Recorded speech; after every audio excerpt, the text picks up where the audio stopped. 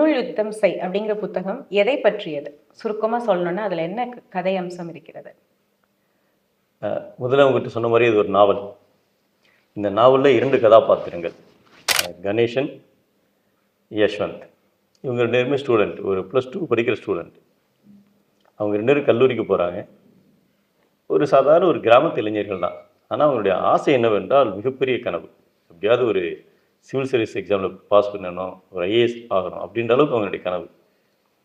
அந்த கனவை ஒரு பேராசிரியரிடம் சொல்லுகின்ற பொழுது, அவர் முத்து என்ற பேராசிரியர் அவங்கள சரியான முறையில் வழி நடத்தி அந்த எக்ஸாமை கிளியர் பண்ண வைக்கிறார். ஸோ அப்போ கல்லூரி காலங்களில் இருக்கின்ற டைம் உங்களுக்கு தெரியும், +2 படிக்கிற வரைக்கும் ஒவ்வொரு பேரண்ட்ஸுக்குமேவும் அந்த பையன் என்னென்ன படிக்கிறான்றது வரைக்கும் தெரியும், என்ன சப்ஜெக்டில் என்ன கொஷின் வரைக்கும் தெரியும். ஆனால் காலேஜ் போய்ட்டோன்னே எல்லோரும் என்ன செமஸ்டர் படிக்கிறாங்கன்னு தெரியாது, என்ன சப்ஜெக்ட் படிக்கிறாங்க கூட யாரும் கேட்க மாட்டாங்க. ஆனால் அதில் நீங்கள் பார்த்தீங்கன்னா மாலை நேரங்களில் நிறைய டைம் வந்து உங்களுக்கு கிடைக்கும். ஸ்கூலில் அப்படி கிடையாது. நீங்கள் மார்னிங் ஆரம்பிச்சேன்னா காலையில் 5 o'clock ஆரம்பிச்சாங்கன்னா நைட்டு 10 மணி வரைக்கும் படிச்சுட்டு இருப்பாங்க. காலேஜ் போனால் அப்படி கிடையாது. காலேஜ் ஆரம்பிக்கிறது 10 மணிக்கு தான் ஆரம்பிக்கும், முடிஞ்சால் 1 மணிக்கெல்லாம் முடிஞ்சிடும். அப்போ இந்த டயத்தில், மிச்சம் இருக்கிற டயத்தில் எப்படியெல்லாம் ஒரு மாணவன் தன்னுடைய டயத்தை சரியாக பயன்படுத்தினான்னா இந்த வெற்றி அடைமொழின்ற இந்த நாவல் தான் அது உன்னுள் யுத்தம் செய். அது சுருக்கமாக சொல்ல முடியுமா? அதோட கதை அம்சம் என்ன அப்படிங்கிறத? 2 மாணவர்கள், ஒருவர் நகரம், ஒருவர் கிராமம். 2 பேருமே அவர்களுக்குள்ளே விழியாத நண்பர்கள்.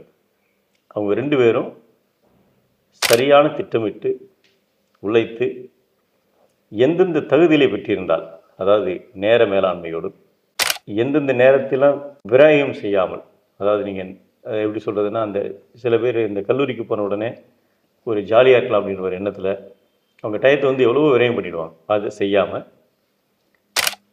இந்த டெக்னிக்கலெல்லாம் மெமரியில் நம்ம வச்சுக்கலாம்.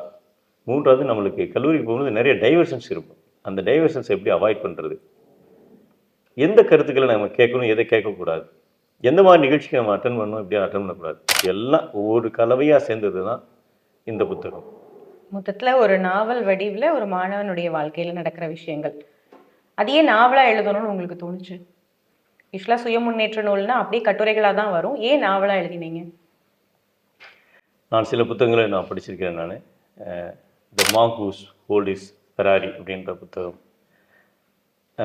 பால் ஹுஹீலோ எழுதின புத்தகங்கள். ஸோ இந்த புத்தகங்களுடைய தாக்கமும் அதில் இருந்தது. அதாவது ஒரு கருத்தை நம்ம சொல்கின்ற பொழுது, வெறும் கட்டுரைகளாக சொல்கின்ற பொழுது மற்றவர்கள் ஏற்றுக்கொள்ள மாட்டாங்க. கதை என்பது எல்லாருக்குமே பிடிக்கும். அதை வடிவில் நம்ம சொல்கின்ற பொழுது அவருக்கு எளிதாக அவங்க மனசுக்குள்ளே நம்ம போக முடியுன்ற நோக்கத்தில் தான் இந்த கதையை நம்ம சொல்கிறது.